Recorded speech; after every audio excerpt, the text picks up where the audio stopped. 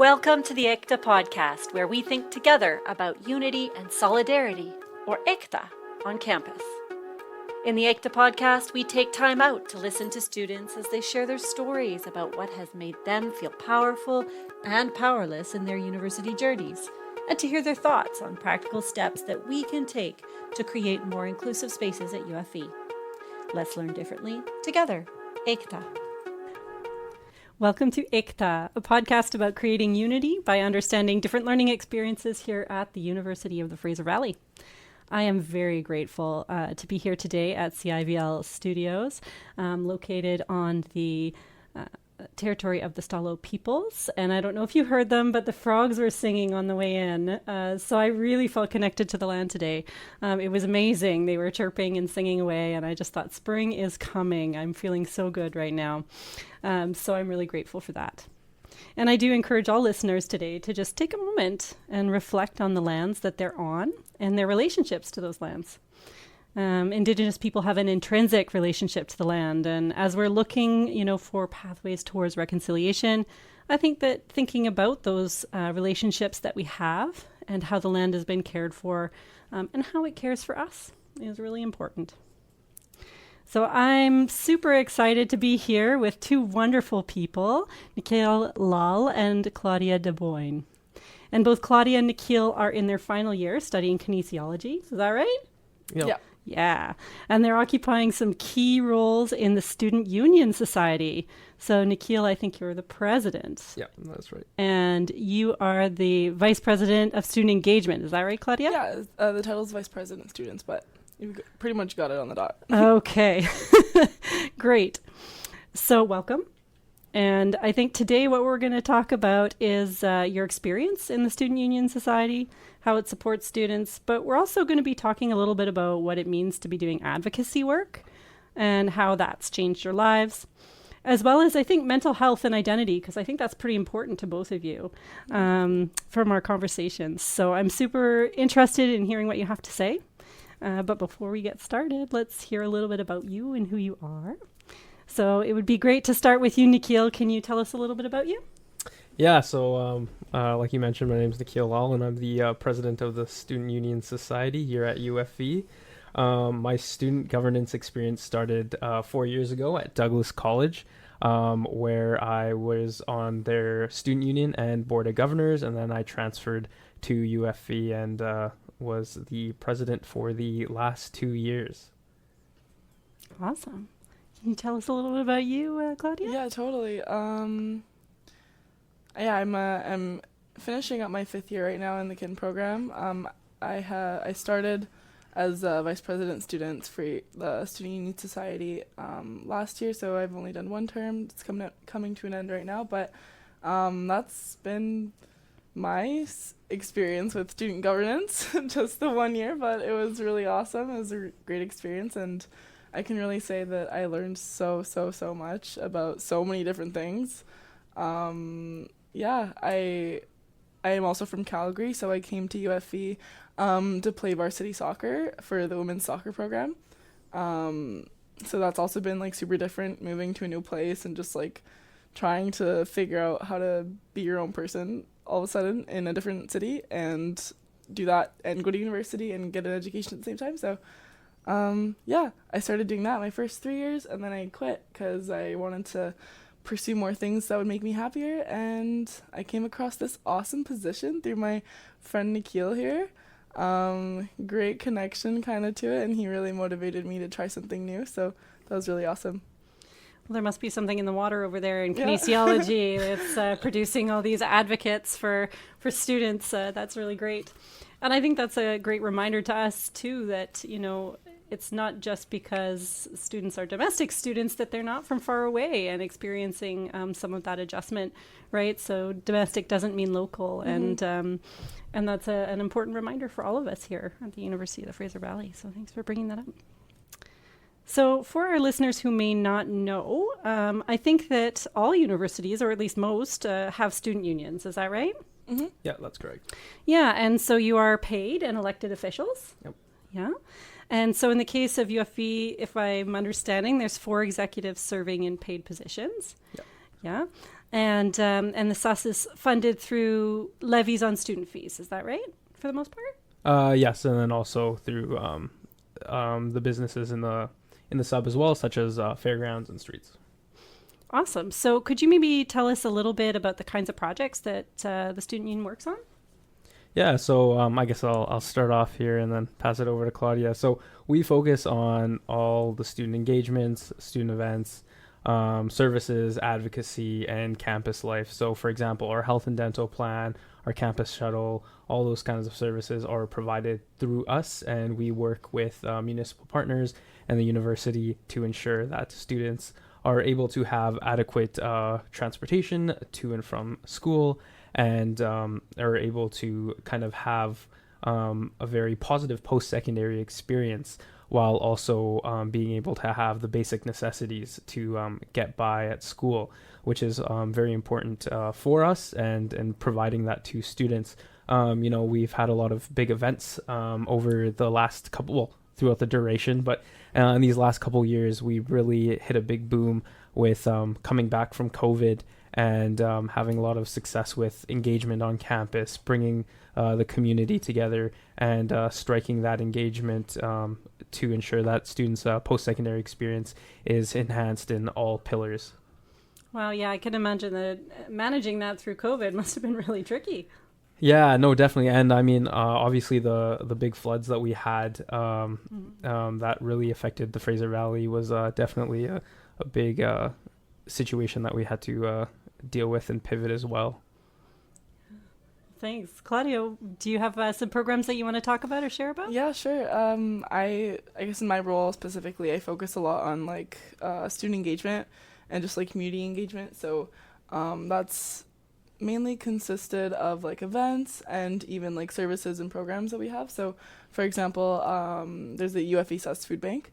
So a program that I've really taken on to, I guess, to put in a lot of effort in this year has been the student breakfast program that we've incorporated on the Abbotsford campus and the Chilliwack campus. So that's something we actually piloted at the beginning of September. We were kind of planning for it in the summer and then piloted it in September, first in Abbotsford, and then we expanded to Chilliwack towards, I think, mid-October. But it's been so positive and so, I guess, like impactful, I think, for students. We've been getting more than 100 students every week across both campuses, and that's obviously so beneficial because we're really working to, I guess, like target food insecurity, right? So like getting something as small as like breakfast in the morning for students is like something we can do, and I think that's so powerful. Claudia, it's funny that we're talking about the breakfast program, and I think Aaron asked you what you had for breakfast this morning, didn't you? And you just said you didn't have breakfast. I didn't, but that's just because I have lack of timing, I guess, and also I don't really get hungry in the morning sometimes. But hey, you know what? When I do the breakfast programs in the morning, I've been able to, supply myself with some of the snacks we got going on. So that's been like a win-win for me, Yeah, that for sure. And I think on a more serious note, I do think it's important to highlight, food insecurity for students. It's really on the rise. And I know that food banks in general in universities are absolutely overused and overextended, and that it's on the rise. And particularly for international students, it's really on the rise due to inflation and other financial pressures. So really good to raise awareness of that. It's not only students that, have the means to pay for everything that are here at our universities. And I think it's so great that you're coming up with innovative ways to support them. So thank you for your work in that. And what other big wins did you have this year, Nikiel? To really actually add on to the food insecurity, we ran a referendum alongside the elections to introduce a $2 food bank fee, which passed, and that's also like a really big thing that will really support food insecurity and tackling the problem.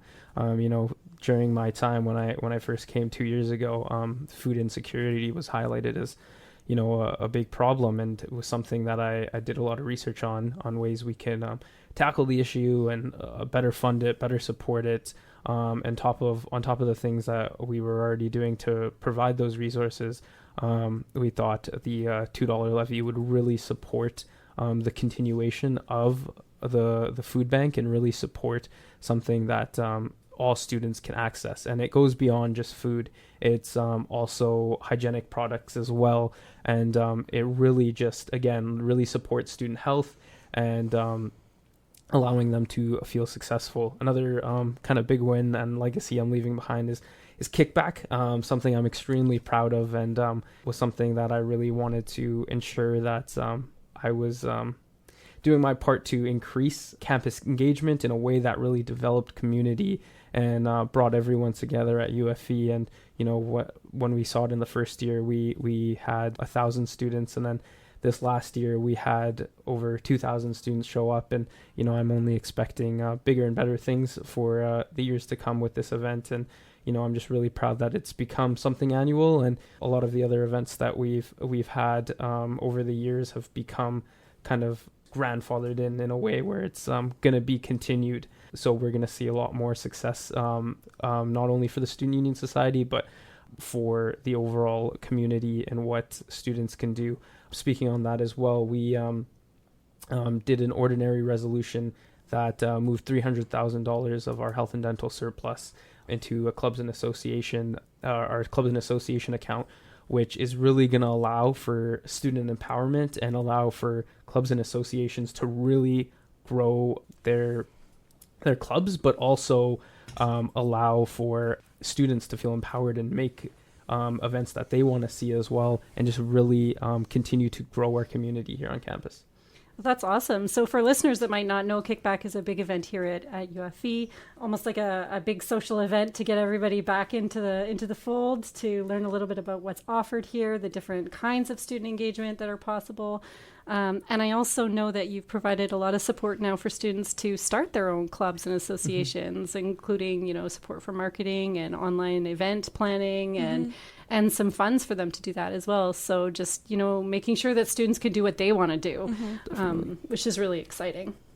Yeah, no, it's really awesome. And I'm really proud to see where we've come and how far we've come with that growth, and how far it's going to continue to go, because we really want the post-secondary experience for all students to be enhanced. And not even that, people come here to find themselves, right? Something I truly believe, and I always preach, is, you come to post-secondary for 2 degrees. One you get inside the classroom, and the one you get outside of the classroom. And that one is the character you develop and the person you become that you want to become. And that's found outside of the classroom. So through getting involved, being a part of big change, and just really utilizing all the resources on campus is really going to help you develop that character and achieve that second degree I'm talking about.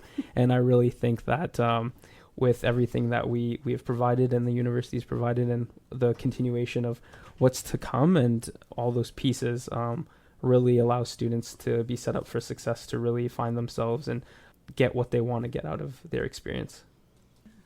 Well, I think we're going to get a little bit more personal now with that second degree. We're going to be asking a bit about that. So I know that a big piece of being involved in SUS has been around advocacy, and that both of you are really passionate about advocacy work, and that you have to advocate for sometimes difficult situations that students are in, and that you've both been through your own journeys as well. And Claudia, you've shared that a big reason you ran was around mental health and the concerns that you have around that. And I know, having done a little bit of research, I did discover that mental health crises are massively on the rise in Canadian post-secondary. There was a survey done that said that actually 3/4 of students in, I think it was 21 to 22 that year, they reported some sort of negative mental health situation, and 1/4 of them actually, reported overall poor mental health. So this is something that's been on the rise. It's a huge challenge, and right now it's kind of happening in the hallway conversations, right? And I know you want to kind of bring that to the forefront. So I'm going to ask you to maybe share a little bit about your own stories as well, and thinking later how we're going to maybe make UFE more inclusive around that. I'll ask you the question I ask everybody, and that's, thinking back now on your own journeys, nearing graduation, what has made you feel powerful and what has made you feel powerless? And this time we'll start with you, Sure. Claudia.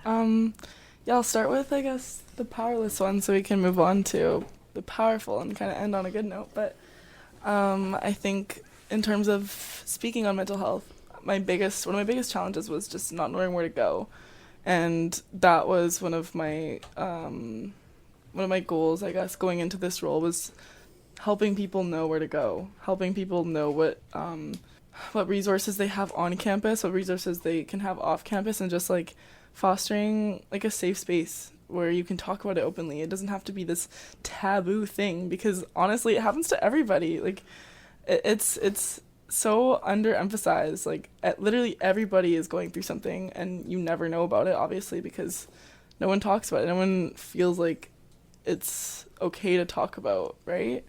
But yeah, I guess, yeah, for myself, I started having a really hard time, honestly, like in my first year. I was playing as an athlete and on the soccer team, and I wasn't necessarily like the best on the team, which is obviously fine, no problems with that. But like moving to a new place and being on a new team, which is obviously like a completely new environment, is just something that maybe it was a change that I wasn't really expecting, and I didn't really know how to handle or how to navigate it, and I didn't even know that I didn't even know that, you know?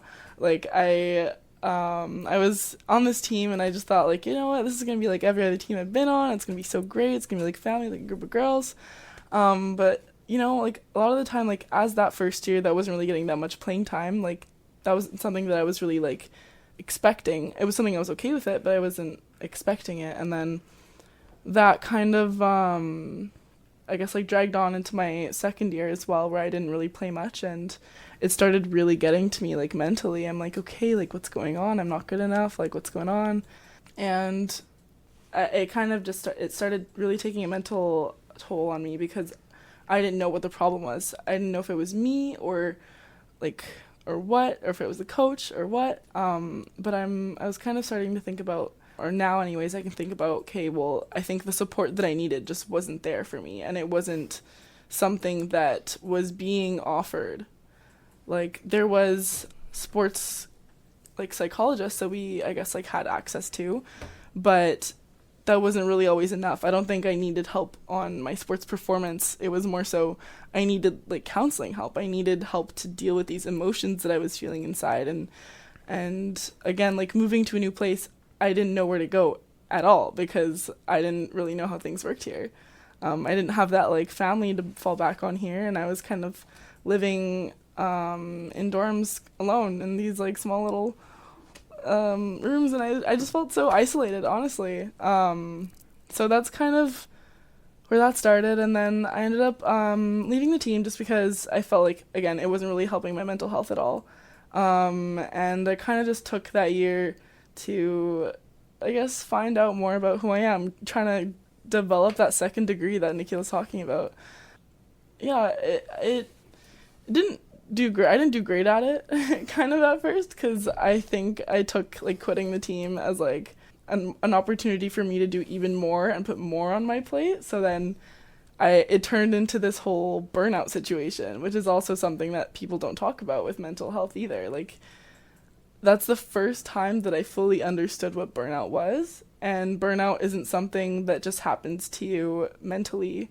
It really does have a physical toll on you. And I think I needed to try and like meet these expectations of life as a university student, where I'm supposed to be having a social life, a work life, school life, doing all these things at once. But then I ended up not having time for myself at all, and it was like getting really hard to take care of myself, and all of this stuff kind of came crumbling down. Again, I didn't know where to go when I was facing this, and I ended up starting to have really big problems with school.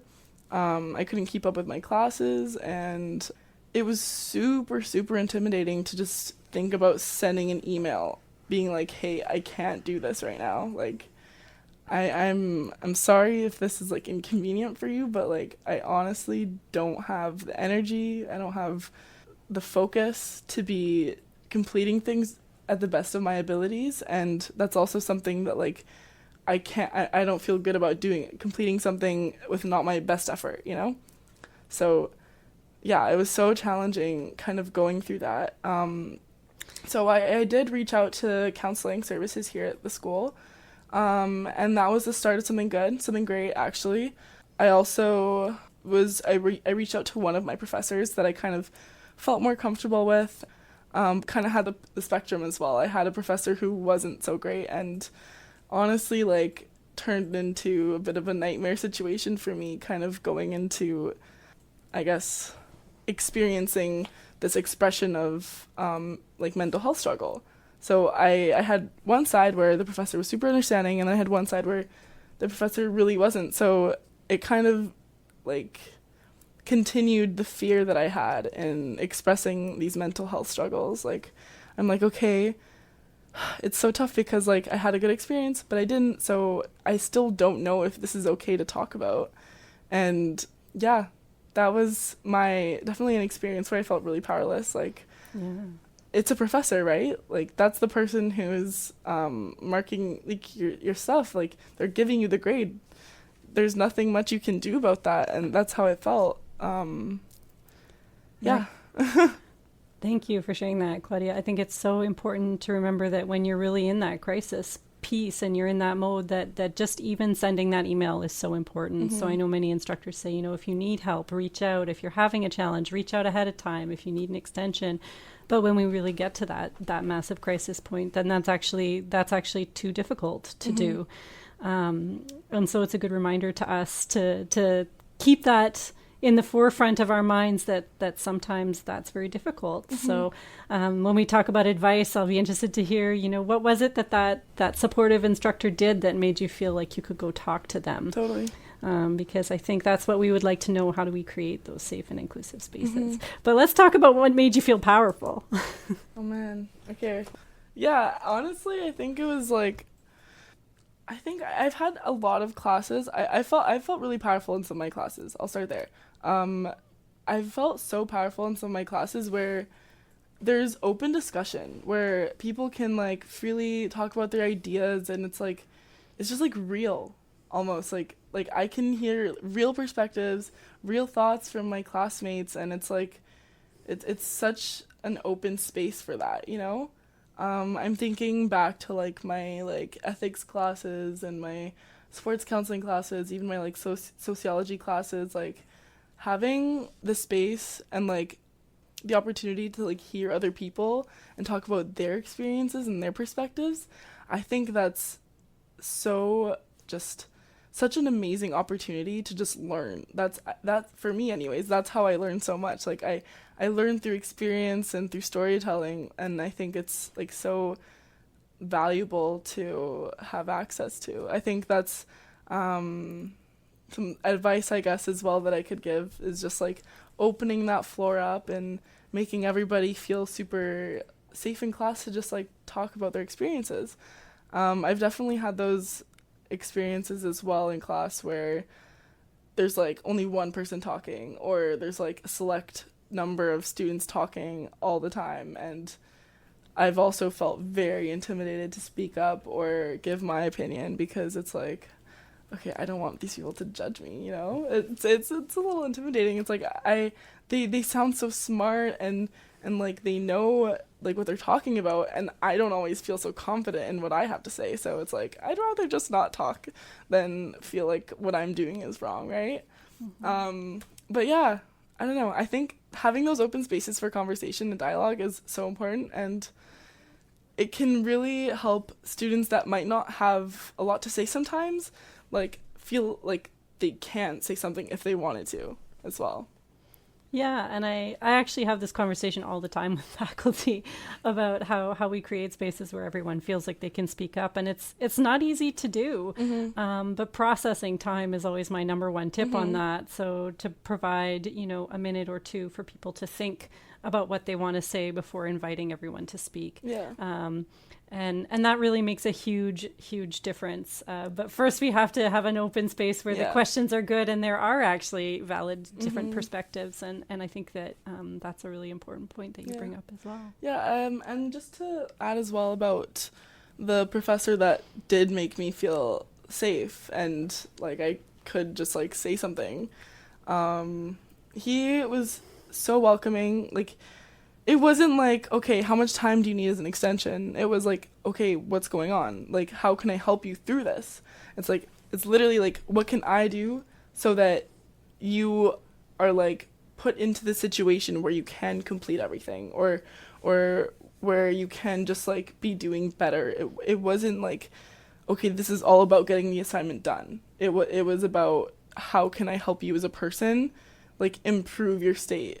That was just, it made the relationship feel kind of real. Like, it wasn't just like I was emailing someone being like and expecting like yes or no. It felt like this person was kind of trying to understand me and to understand what I had going on. Yeah, it just felt real, I think, is the best way to put it. Yeah, thanks. I appreciate you saying that, and it sounds like this instructor really treated you as a human first, Totally. right? And with dignity, and as a human that was trying your best and trying to learn, and that you felt that, and I'm glad that you had that experience. Thank you. And there yeah. was someone there for you. That was great. So we'll move on to you, Nikiel. Tell us, powerful and powerless.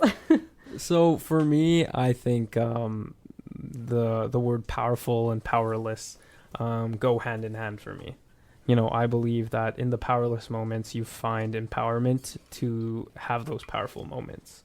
So for me, like when I have those powerless moments, that's when I feel like I'm struggling with work-life balance. I'm not doing as good academically as I'd like. Feelings of being overwhelmed, or when something's not going right, or you're we're working through a problem with a group of people, and you have that one negative person, that negative voice tends to shine brighter than the positive voices. So in those moments, I do feel a sense of powerlessness, if that's a word. But I think that the big thing in those moments is there's a lot to learn. Like, I think in those moments of feeling powerless, there's a lot of opportunity for growth and understanding of why I'm in that position. So for example, when I'm really struggling with work-life balance, that usually stems from my duties as presidents, balancing my duties as presidents, and working through assignments or prepping for a midterm. And usually one has to give, and that's where I find or found at least my biggest struggle. For example, if I didn't do good on a test as much as I wanted to, or if like Claudia's mentioning, I just don't have the energy or ability to actually get an assignment in on time, it feels really defeating, because I'm like, I know I'm working as hard as I can and I'm trying my best, but for example, the prof might not see it like that. But at the end of the day, it comes down to the communication, right? Like, I had a very similar positive experience as Claudia, and the prof was very understanding, and they really cared more about the process of me getting through the assignment opposed to meeting the deadline. Like, he really cared about me completing the assignment and how I do it in a way that'll actually help me learn and facilitate growth, which really helped me actually be a lot more successful. And it is actually something that is carried over for me to learn how to balance both of those things, because now I try to only take on as much as I can. I mean, I know you're always supposed to do that, but it's very easy when you have a lot of drive and ambition to kind of take on more than you can handle, which I constantly find myself doing, which at times isn't the healthiest practice. However, you learn a lot from that, because there's a lot of moments that I've had where I've had those powerless moments where I'm like, what am I doing? And that negative voice is getting to me. However, in that, there's a lot of beauty that has come with that, and I've really learned how to find those powerful moments to really grow, find empowerment, be inspired, and really shift that powerless moment into a learning opportunity that has allowed me to have more powerful moments. And segueing onto my powerful moments is when I'm able to hit those goals that I've set for myself, do good on a test, fulfill my duties as president, and just knowing that I'm making a difference in someone's life, and also my own life, knowing that I'm just absolutely doing the best I can to meet those goals and really just make a difference, not only for myself, but the student body as well. Well, you really struck a chord with me with the overcommitting, I tell you, this podcast. Fair enough. I feel like that's a big thing for a lot of people. Like, you know, you kind of bite more than you can chew a lot of the time. But, you know, that's also, I think, the beauty of just humanity in general is the drive, the determination to just do more. And I think that, you know, it has allowed us to be extremely successful and kind of move forward in a way that, you know, we're able to have these conversations, we're able to do more, and we're able to just help one another. Yeah, and you know, do more and help each other. I think, you know, that's a theme that keeps coming back through this podcast, is the powerful moments are moments where people feel they make a difference, where they contribute, where they affect change, positive change that helps others in our community. And I think that that's a lesson for us, and a lesson for, you know, educators as well, that meaningful projects where students really can engage with community and make a difference are projects that students want to engage in really wholeheartedly. And I take that away as learning for myself from what you've said and what you've shared today. I do appreciate that. And speaking of, you know, advice that we can take, I think we'll just shortly and briefly, because we've already actually talked a lot about different advice, which is amazing. And maybe I'll just mention a book by Lisa Noon that came out this last year, and it's 33 strategies for supporting students. And actually a lot of them involve faculty sharing their own experiences of failure, their own experiences of not being successful, of having a hard time. Just so that students do understand that, you know, it's okay sometimes to stumble, and it's okay if you don't get it right every time, and it's pretty normal and actually part of our learning experience, and we can still go so far. And clearly both you two have gone so far, being in the positions that you are and doing the incredible things that you're doing. So I'll do one more round of advice. If you have advice for faculty or staff for creating more inclusive spaces at UFE, please. Yeah, okay, I guess I'll start this one off. I think it's just really important to remember that the student demographic is constantly changing. I think we are in a time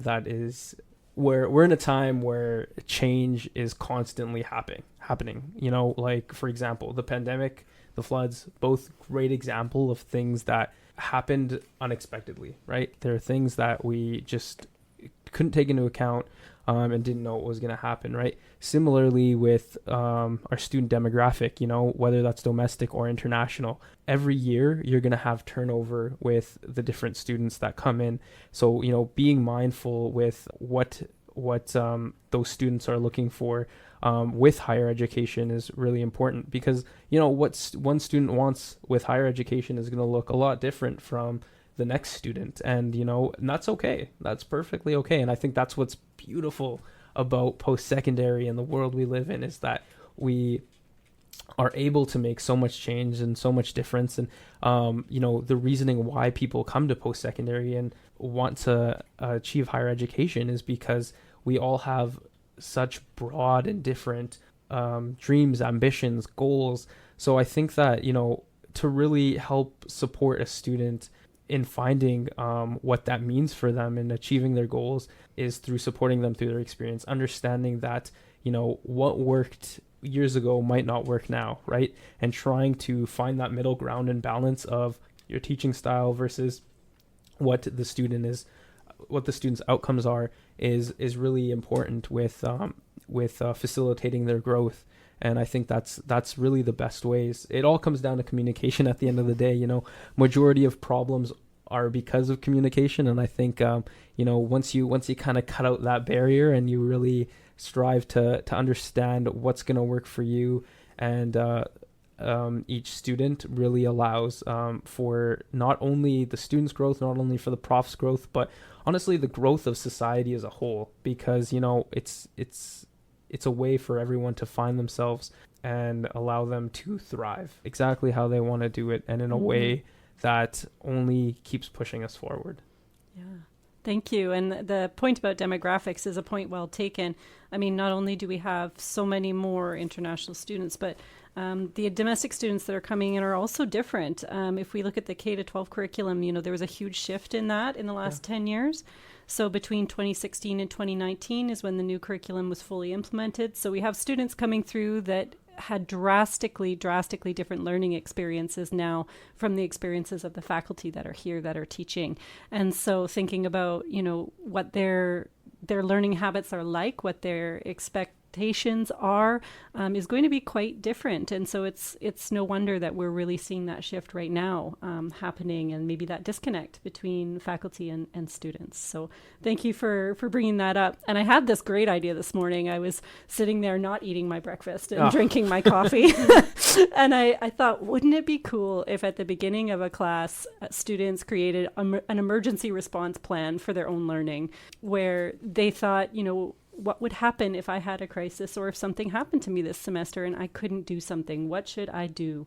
How amazing would it be to have something like that was agreed on before the crisis happened?